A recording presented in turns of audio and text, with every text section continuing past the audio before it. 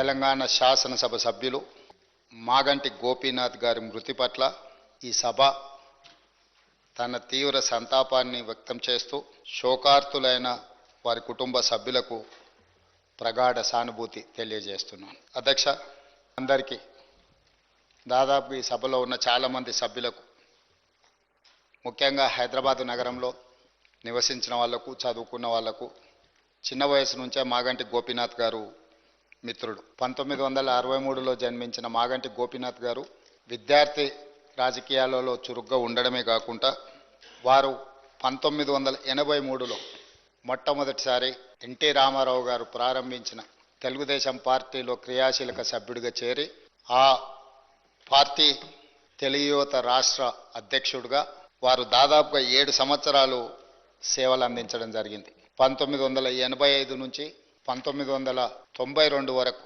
తెలుగు యువత అధ్యక్షుడిగా, ఎన్టీ రామారావు గారి యొక్క పరమ భక్తుడిగా, వారికి నమ్మకమైన విశ్వాసపాత్రుడైన ఒక బంటుగా ఎన్టీ రామారావు గారితోని మాగంటి గోపీనాథ్ గారికి సత్సంబంధాలు ఉండే.